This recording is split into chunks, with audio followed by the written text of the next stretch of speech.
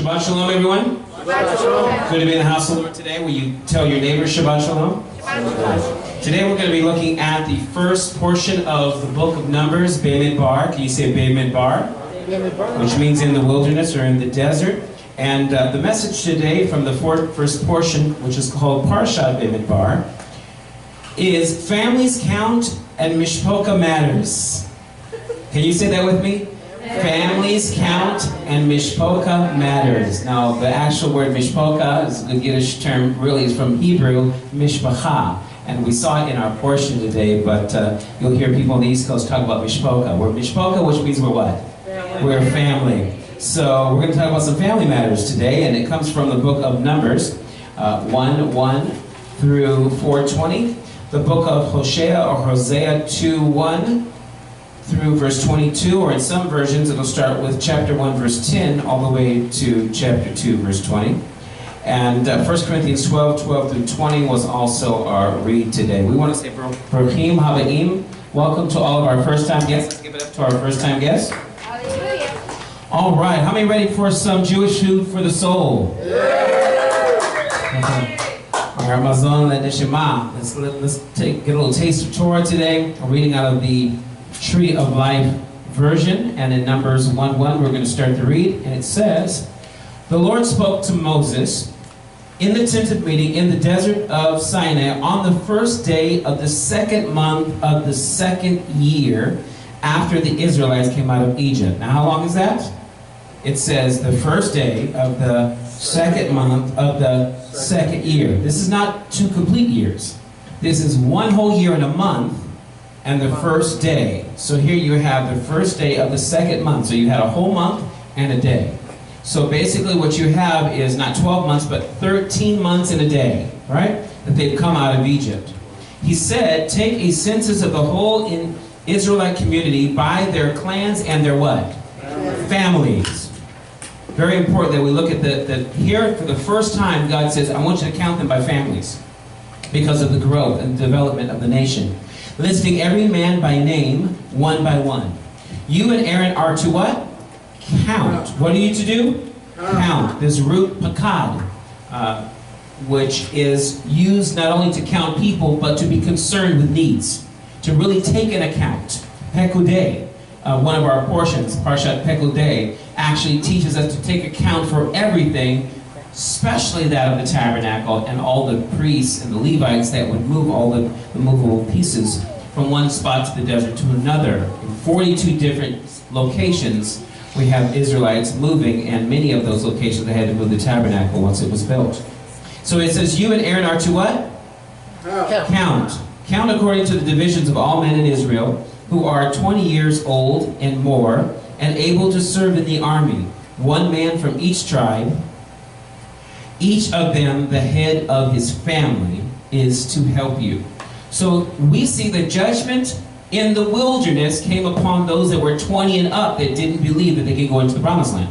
So basically military age and up. Anyone younger from birth to 19, they were not held accountable as those 20 and up because they were military age. They were enlisted to be able to fight. So if you're not able to fight, we can't judge you. But if you're able to fight, you should be able to come against those giants because you're going to come against them in the name of the Lord. This is the revelation that David had with Goliath. Goliath tried to talk David down, but with the same words that were meant to defeat David, he used the word of God to defeat his enemy. Amen? How many have learned that the word of God can help you defeat your enemy? You got to talk that enemy down sometimes. He's trying to talk you down, but you got to talk that big bully down. Stand up to a bully, he'll back off. So it says they're to number them and count them by their families, by their name, and especially the heads of the families and the community. So if we look at the concept of family, say family. How many know we're family? Tell your neighbor, we're family, right? We're family. We're family. We can talk about some things today. We're family. Now, think about this. The concept of family goes back to Abraham. Or before he was Abraham, he was Abram, which we know in Hebrew, Avram. Everyone say Avram. Av is father, Ram is exalted. And so we see Avram was to be exalted above the nations.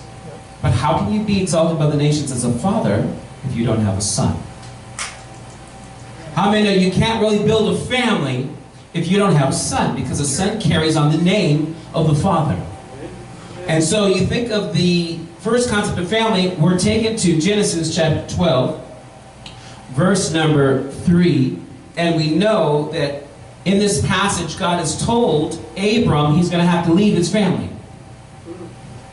You're going to have to leave your family to start a new family. Now this is so funny. You're going to leave your father's house. What happens when you leave your father's house but your father follows? Maybe that was what was meant to happen. You're going to leave the dysfunctional pagan lifestyle of your father, Terah, right? You know Miss Terah. And you're going to go to a land that I'm going to show you. You don't know where it's at yet, but I'm going to show you. There's going to be a progressive revelation. It's not until you're willing. It's not... Testing. See, this is going out, in and out. It's not until we actually leave the dysfunction of our family do we start seeing a new way of living. And that new way of living is very important because that dysfunction will keep you stagnated in the problems of your past and your family's bad mistakes. You see, you are who you are sometimes because of your family. Yeah. But you will be who you will be because of yourself. You will choose. You will choose. And so it's very important that you realize that family is crucial to understanding who you are. In fact, I always tell people before you get into a relationship, study the relationship with your parents.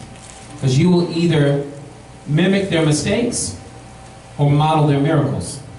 You'll either learn the good, the bad, and the ugly. You're going to learn from them. And it's very important that you learn about the mistakes of your family because you might repeat them. If you don't learn from the past, you're destined to repeat it in the future. How many know that's what studying history is all about? I loved studying ancient history because I saw that this concept of developing clans and families was so important. That's how we got so many families on the face of the earth. Look what it says to Abram. My desire is to bless those who what? Bless you. And whoever curses you, I will curse. And in you, all of the families of the earth will be blessed. So does God care about everyone? Yes. I want to bless all the families, but I got to reduce the families down to one. Someone who will follow me so I can teach them a new way of living. Because all the families of the earth have defiled themselves with idolatry and practices they're not pleasing to God. So I have to find one person who will be a righteous person. Like in the days of Noah. Noah could only save his family. And we actually owe Noah a favor, because if it wasn't for him, you and I wouldn't be here. But from that generation, 10 generations from Noah to Abram, we find that there's another defilement. People are worshiping the stars of heaven. They're worshiping gods and goddesses from nature. They're worshiping the creation over the Creator. And so he says, I want to bless those who bless you and curse those who curse you, because in you all the families of the earth will be blessed. Now, if we go 3 chapters later, just 3 chapters, we find that God gives Abram a vision of his future. Have you asked the Lord to give you a vision of your future? You're going to either live according to the vision of God, or you're going to live according to your own nightmare. Because sometimes our nightmares are what chase us in the daytime. Night dreaming sometimes becomes daydreaming, and daydreaming can be delusion, because all of a sudden we get lost in the mistakes of our past instead of thinking about what God has for our future. Yeah. So you need to ask yourself, have I prayed for God to show me a vision of my future? Write this down in the back of your notes. 4 things you got to have. You need to have vision. You need to have a mission. You need to have purpose. And you need to have a process. All right, let me say this again. This is not in my notes. This is just my studies this week. I just was thinking about this. You need to have a vision. You need to have a mission. You need to have a purpose, and you need to have a process. So what is vision? Vision is what I see. It's what God's showing me. It's what I see for my future. I'm not there yet, but I see this for my future. There are things that I'm supposed to do, not only in the Messianic world, but in the greater universal concept of what God has for the whole world. God wants me to do some things in this world. He has a call in my life. My My prayer warrior wife tells me, babe, the Lord told me that you're called for the end times. I said, I sure hope so, because we're in the end times. So I sure hope he is calling for you. But she goes, no, you're going to be using end time prophecy. I said, what do you mean by that? Well, the Lord's been showing me that the revelation God gives you, God's saving this for what's going to be revealed in the last days. And I said, really, you believe that? I said, yeah, that's what the Lord's been showing me in my prayer life. And how many know a happy wife is a happy life? Yeah. But a praying wife is even better. A praying wife is what fulfills purposes in your life. Because let me tell you, you can't do life alone. You need someone to be praying with you.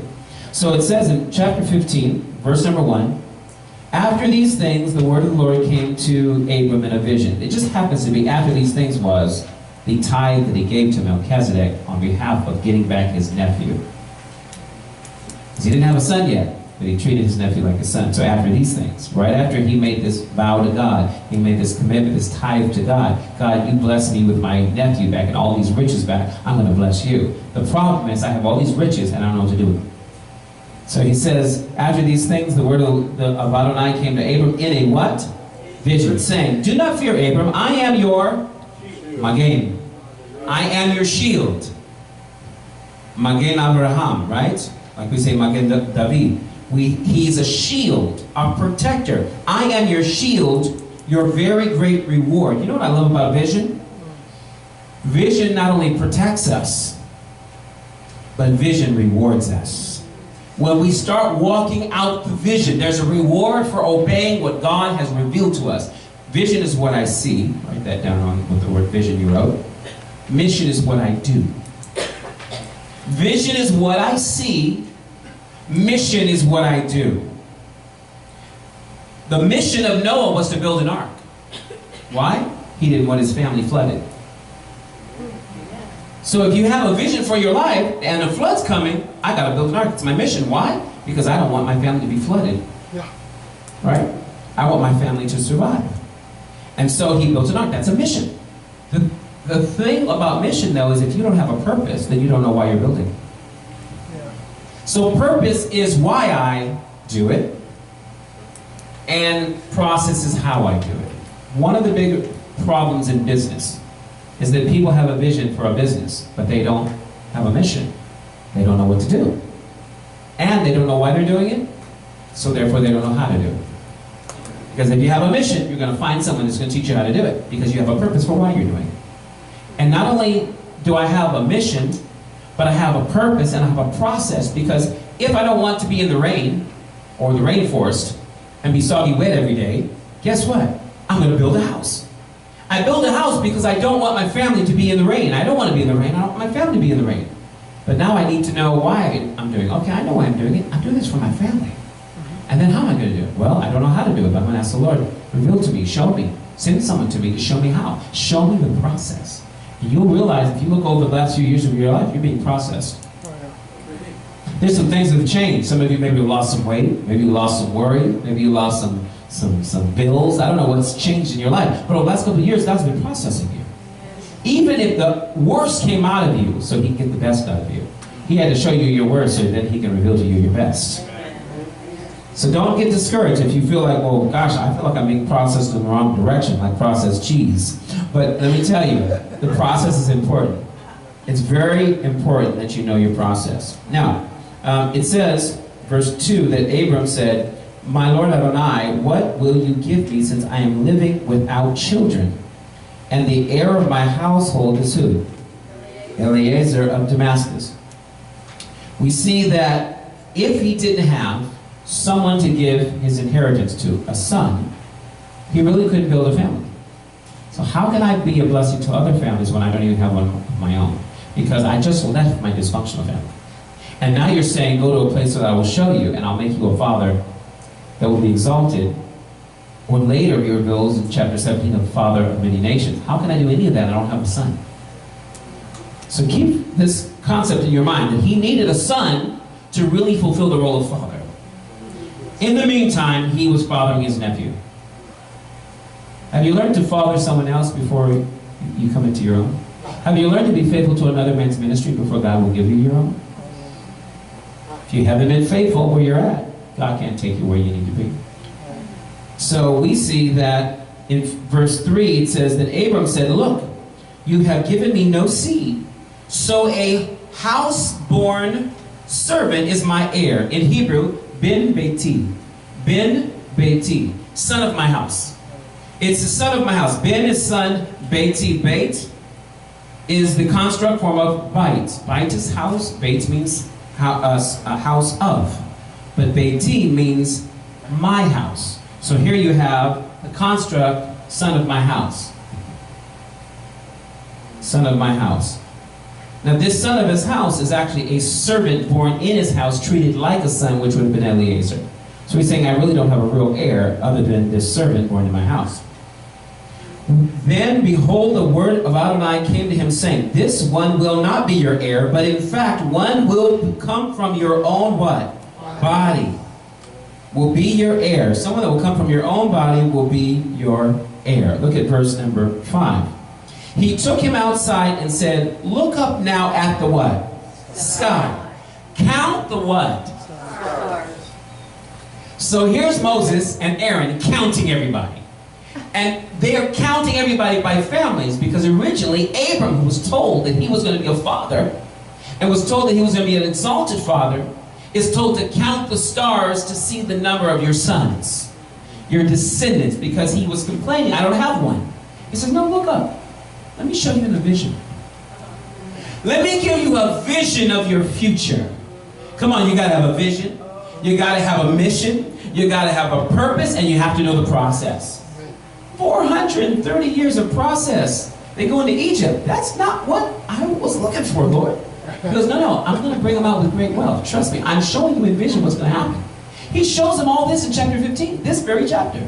He gives them a vision of his future, and the future of his children, and his children's children. Don't you know God can give you a vision for you, your children, and your children's children? You don't have to guess whether your kids are going to be drug addicts, or alcoholics, or prostitutes, or be caught up in some kind of addiction, or habit, or hobby that's not pleasing to God. You can allow God to show you a vision of your future, of your children's future, of your children's children's future. You can go to the third and fourth generation and see that God says, I want to bless them. And I'm going to bless those who bless you, because I'm going to make you a blessing to all the families of the earth. You will be a model family. Your family will be the building blocks for all families. Can I prove it to you? You ready? No, I don't think you're ready. Are you ready? No, I don't think you're ready. Are you ready? I need you to buckle up today. Come on, buckle up, because we're getting ready to go somewhere. Watch this. It says in verse 6, then he believed in Adonai, and he reckoned it to him as righteousness. King James would say he believed in the Lord, and it was accounted to him, or credited to him as righteousness. Meaning in his account, in his credit, in his bank account, there was a reservoir to draw from. There was some money in the bank. And in his bank of faith, there was a belief that God's going to give me a son. And look at the word son. The word son in Hebrew, Ben, everyone say Ben. Ben. As in Benjamin, or just the name Ben by itself. Ben, meaning son, comes from Banah. Everybody say Banah. Which means to build a household through a son, to build a family. Now I'm going to prove this to you. The word Banah, say Banah. Say Ben. Ben is a noun, but it comes from an action, because Hebrew is not a static language. It's not stationary, it's not static. It's not based on form. A static statue, an image. It's based on function. So what is the function of the son? He's to build the family name. He's to build the household. That's why the idea of a barren woman desiring for a son was crucial to her prayer life. She always wanted to be not barren but fertile, to produce a son for her husband, to build a house. This was the mother's hope. The mother's hope was to have a son. When a woman was barren, she was hopeless. Why else would Sarah tell her husband, go sleep with Hagar? An Egyptian woman? She's not even Jewish. Why would, well, come on, at least keep it in the family. No, don't do that. That's more like a novella, right? But can you think about this? My maidservant? You're going to sleep with my maidservant and have a child? That's going to be the same as if I have one? Really? You're going to settle for a substitute instead of the promise? Don't settle for second best. Believe in the promises of God, that God spoke to you and he told you, I'm going to do it. Because I'm going to give you a son that's going to build the house. Now, I'm going to prove this to you. We're going to see this in just one chapter later, in Genesis 16. Now Sarai, this is her name before her name was changed to Sarah. Sarai, Abrams' wife, had not borne him children. Imagine how hopeless she felt. That up to this point, she had not borne him any children. But she had an Egyptian slave girl. Her name was Hagar. So Sarai said to Abram, look now, Adonai has prevented me from having children. Now, as much as I love the TLV, they did not capture the Hebrew on this one. Because maybe it's even hard to translate. She did not say in Hebrew, well, the Lord just, didn't let me have any children. Literally what she used is the same root, banah. Banah, the root that means to build a family. She was literally saying, the Lord is keeping me from building my family. That is the same root for son of its origin, is the idea that you haven't given me a son, so I have no building blocks to build my family if I don't have a son. I have no children. I have no building blocks. Are you with me? Okay. Go, please, to my slave girl. Wow. Perhaps I'll get a son from her. Notice she's not even confident on this plan. Because whenever you settle for a substitute, you're never confident on it. You're hoping this will work out because it's like plan B. You were trusting in plan A, but now plan B seems a little wishy-washy. I see. It's just so-so. It's not a perfect plan. It's plan B. In fact, when we sin, we always feel like God has to do a plan B. What if God included plan B in the plan A because he always knew we were going to sin and he was always going to send a Redeemer anyway to die for our sins and know that the Lamb of God was slain before the foundation of the world so that he would be the Passover Lamb for you and I? Yes. That he always intended to protect Israel with the Passover Lamb as a picture of what Messiah would do later for Israel and for the nations. Yeah. So look what it says. It says, perhaps I'll get a son from her. Now, let's jump to chapter 30, verse 1, and look down at the women, how they model Sarai. The women are modeling Sarai in the way they're believing for sons. Because if the mother of the house doesn't believe, how many know the daughters of the house won't believe? And so you have to be a model for your family. That's what Abram and Sarah was supposed to be. Abraham and Sarah are supposed to be a model for you and I. And I'm going to prove it to you. It says in Genesis 30, verse 1, when Rachel saw that she bore no children. Now we're talking about Rachel. Rachel is the wife of Jacob. And this is the grandson of Abraham. It says, Rachel was jealous of who? Her sister. So she said to Jacob, give me sons. Do I have the power to give you a son? I mean, I can do my part, but you're going to have to do your part. And so this is interesting that she's so frustrated. She goes, give me sons. If there are none, I'll die. Speaking of hope again, tikva. Hatikva, the hope of Israel. Tikvat Yisrael. If you think about the hope of Israel, if Israel is diminished in number and the nation doesn't count to God and God keeps decreasing the number, they lose their hope. But when God multiplies the nation, increases the nation, the hope of Israel is alive. And that's because the mothers of Israel are producing sons. So mothers carry the hope for sonship. And when there's no hope, there's barrenness, which means hopelessness. You follow me? Now watch, we're about to go somewhere. Watch what it says in this text. But Jacob became furious with Rachel and said, am I, instead of God, the one who withheld from you the fruit of the womb? Did I do this to you? Did I make you barren? Did I make you hopeless? Why did you come to me this way? Now, sometimes we have to look at how we're coming at each other. Well, he was just trying to weasel out of the truth. He didn't want to face the facts. And no. It's not that he didn't want to face the facts. It's the way he came at it with the facts. I'm not getting enough amens this morning. I think it's either amen or oh me.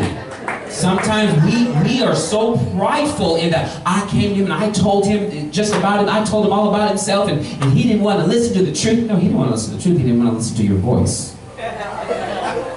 Because The Bible says open rebuke is better than secret love. So that means it's some form of love when I say it. So if I don't say it in love, truth without love, it's still a little bit of a lie.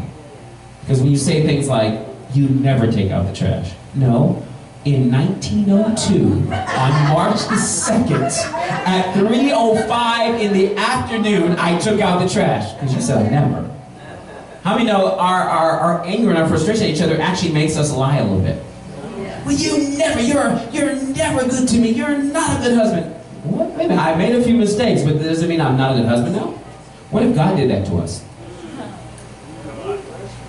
How many times would Israel been completely destroyed if because of a few bad figs in the basket, Jeremiah said, we didn't recognize the good figs? And watch this. Oh, this is so good. I got to give this to you. Watch this.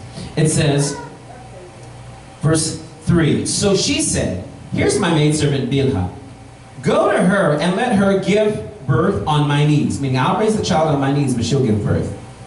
So that from her I may also build a family. Here the TLV actually honored the Hebrew as much as they could translate it correctly that would be understood to our English mindset. And they were able in this verse to not say obtain children, but to literally use the real root there, which is the same root, banah, building a family. And they said, so that from her I may also build a family. Because if she gives me a son, the son is the building block to a family. Right? This is so powerful. These minyanim, right? These building blocks here. We think about this as we move on to the prophet reading. How many ready for a little haftarah? Okay, so we'll take a look at some Jewish food for the soul from the Anash from the Navi here. And the Navi, or the Navi, is going to give us some wisdom. I have, looks like I copy and pasted a little incorrectly on this one. Just skip the first line there about Nehemiah. It's Yeshayahu, Isaiah 51:1, I want to quote here. It says in Isaiah 51:1, listen to me, you who pursue what? Justice. You who seek Adonai, look to the rock from which you were hewn, and to the quarry from which you were dug. Look to who?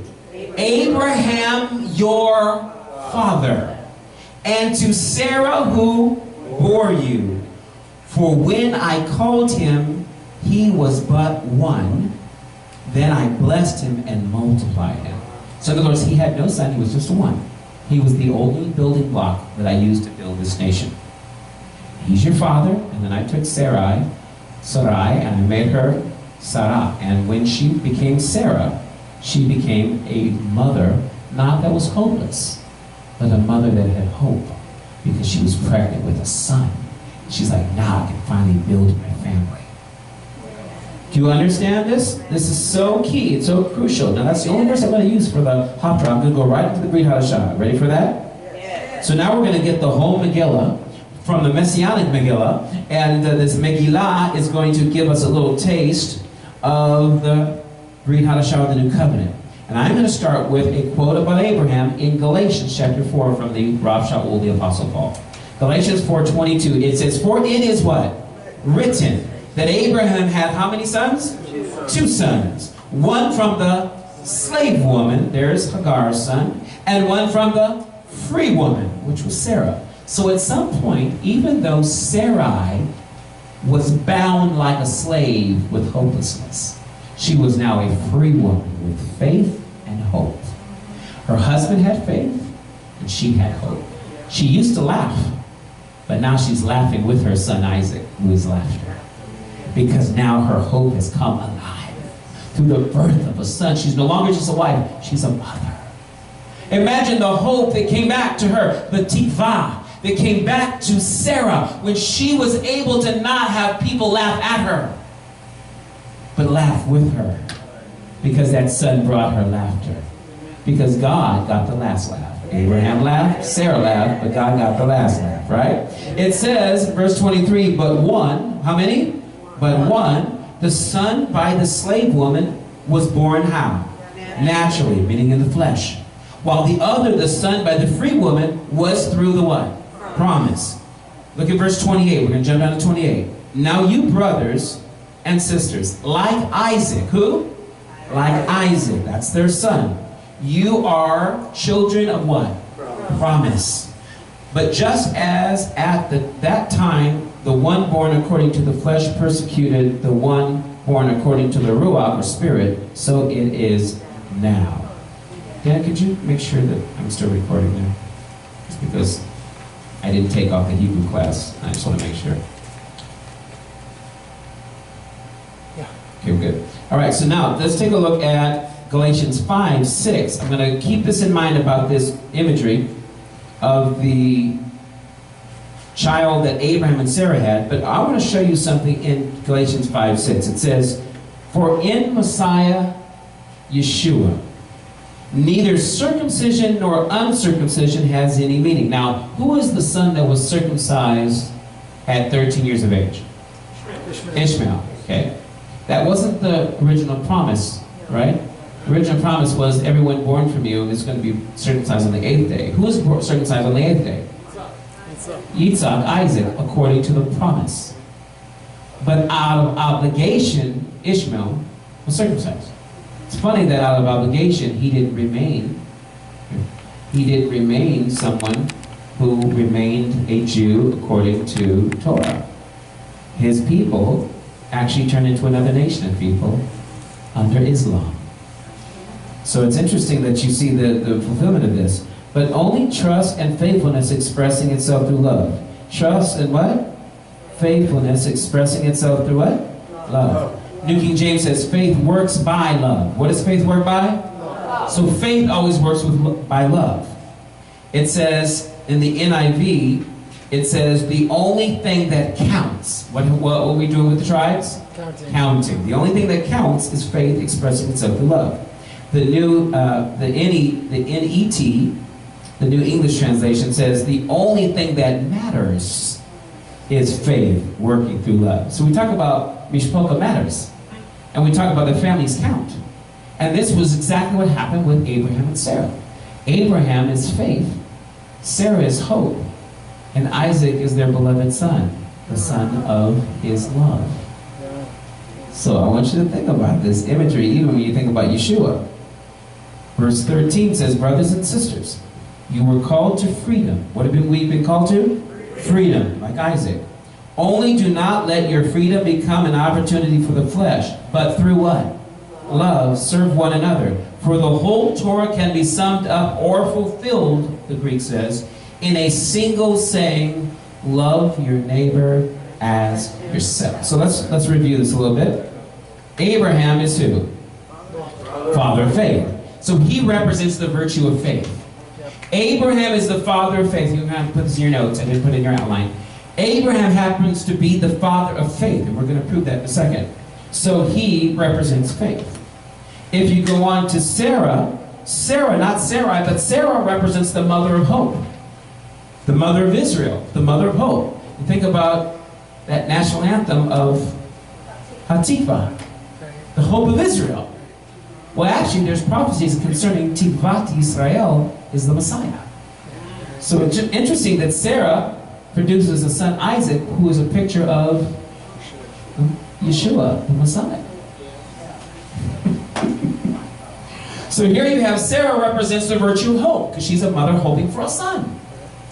And now, I missed one of my slides. See if it's there. No, I somehow deleted it. The next one I was going to put was Isaac, and write this down. Isaac represents the beloved, or the son of love, the son of his love. Beloved means the son of his love. So that means that the virtue that Isaac represents is love. So I want you to think about how that relates to our faith today. When in the book of Acts chapter 13 and verse 26, they spoke to the crowd and said, "Brothers, sons of the family of who? Abraham." Who's the family of Abraham? The Jewish people. "And those among you who are God-fearers." Who's that? The Gentiles. So God-fearing Gentiles and the family of Abraham, Jews. So technically, there were two different groups. Here you have the Jewish people, which are the family of Abraham. Right? He's the father of faith. And then you have these Gentiles coming in. They're first starting as God-fearers. They're respecting the covenant. They're respecting God, the God of Israel, no longer the pagan gods. It is to us the message of salvation has been sent. For those who live in Jerusalem and their rulers, not recognizing him or the sayings of the prophets. The sayings of who? The prophets that are read every Shabbat. When are the prophets read? Every Shabbat. Fulfilled these words by condemning him. Now, think about this. Up to this point, you had two distinct groups, Jews and Gentiles. And he would address the Jews that really didn't see themselves united with the Gentile people. But they were God-fearers, so they were allowed to come to the synagogue and do certain things, but there was a limit. And he's addressing them, but I love the fact that he addresses the Jewish people as the family of Abraham. Because family matters, right?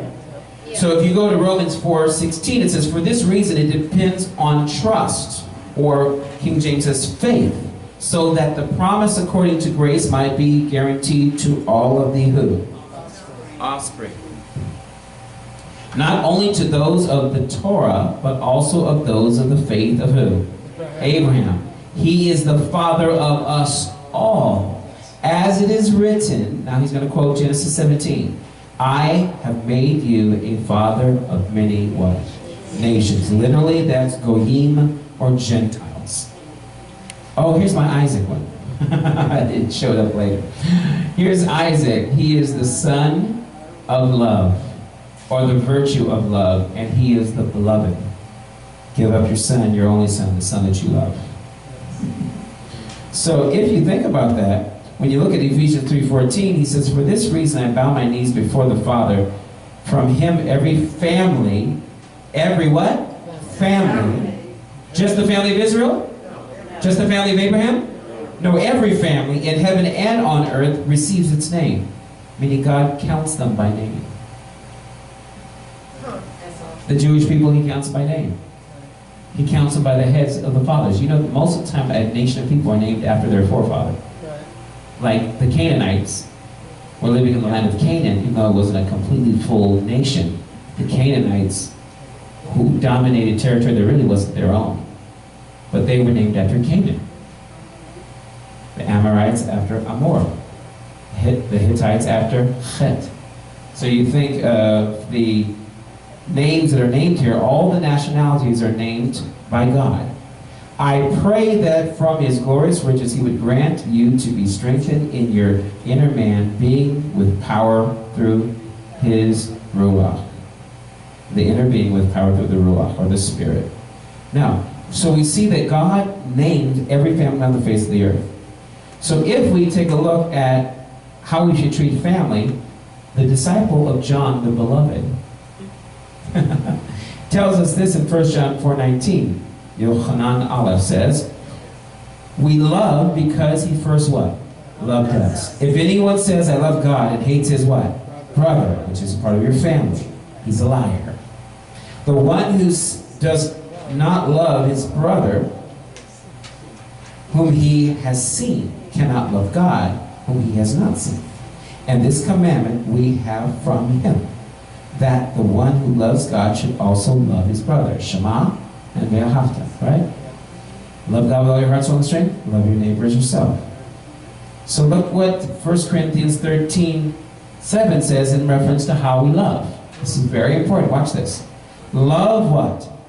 Bears all things. This Amplified Version says, regardless of what comes. Love what? Believes all things, looking for the best in each one. And love also what?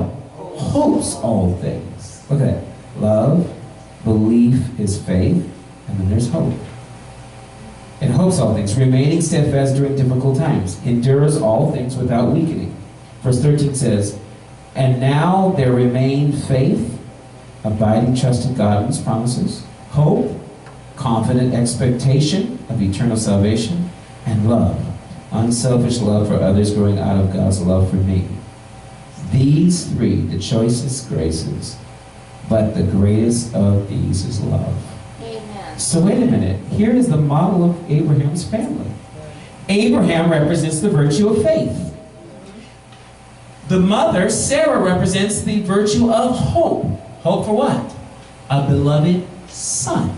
So the beloved son Isaac represents love, the son that Abram loved. So faith, hope, and love. The three building blocks, mother and father, make son, right? And it's interesting that the mother's hoping for a son, but the father believes, I'm going to have a son. God spoke to me. God gave me a vision, so I believe. So she hears the vision from her husband. Okay, I kind of believe. No, I kind of don't believe. I kind of believe. No, I kind of believe. No, let's come up with a plan B. But she's going from hope to losing hope, to back to hope to losing hope. Finally, she puts hope in God again, because the angel appeared and said, you're going to have a son in a year from now. And this is represented in this concept of faith, hope, and love. Faith is represented by Abraham. Hope is represented by Sarah. And love is represented by Isaac. If you look at the family of Abraham, what Abraham's family, the Jewish people are supposed to show us, is that the greatest things that you can have is not money or wealth, but faith, emunah, hope, tikva, and love, ahava. When you have these three, whether you have money or not, you feel satisfied. Whether you have a big house or a small house, you feel satisfied. You're just glad you have a house. And guess what? Once you have a house and it's healthy and it's developing and it's growing and you're having children, guess what? Then you can move on to a bigger house. Why have a bigger house if you don't have children to fill it? Why have all this wealth, Abraham, if you have no son to shower your love upon him? And this is the beauty that we see. So I have three things I want you to think about when you think about families count, people count, and Mishpochah matters. These three things I want you to fill in today. Number one, we've learned today that people count. People count, and family matters to our God. And if it matters to him, it should matter to us. He counts the Jewish people after every tragedy, after every victory. He counts them. Number two, the second thing we learn is the building blocks of family is faith, hope, and love. What happens when a wife no longer can trust her husband because he's been unfaithful? She loses hope. The marriage will work out because trust is broken. And the only thing that's going to get them back to a place of intimacy, a place of special, unique love, is to rebuild the building blocks that have been torn down. Their faith and their hope has to be restored so that they can have love again. So we have the building blocks of what? Faith, hope, and love. Emunah, tikva, ahava. Number three, the final one. Love fulfills our faith. It builds God's family and rebuilds our hope through the finished work of Messiah. The beloved son that Abraham was going to offer as Isaac became a picture of the Father in heaven that would give up his beloved son so that our life could be restored. Our ministry, our marriage, our relationship with God could be restored. Our building block should not be torn down. Faith, hope, and love. They're the greatest. The greatest of these is love. Amen. Amen. The greatest reward for Abraham and Sarah was the beloved son. Mordechai, would you come at this time? You receive this message today? Come on, give God a hand clap of praise. Mordechai is going to give out Aaronic benediction. That was our Chazan.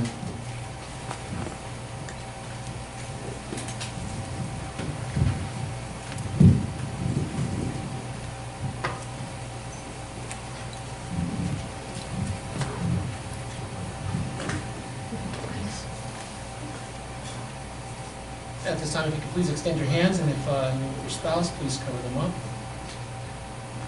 Yivarecha Adonai ve'yishmerecha.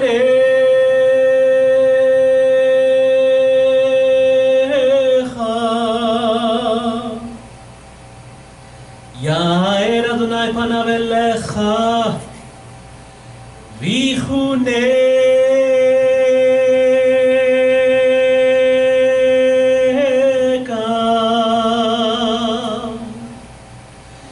Yisa Adonai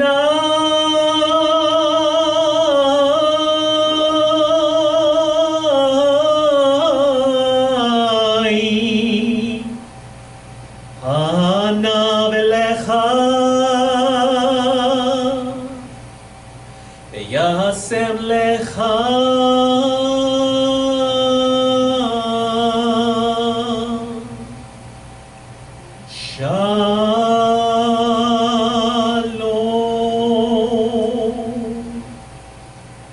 Lord bless you and keep you. May the Lord shine his face upon you and be gracious to you. May the Lord lift up his countenance towards you and establish peace for you. From the Prince of Peace himself, Sar Shalom, Yeshua the Messiah. Amen. Praise the Lord. Amen.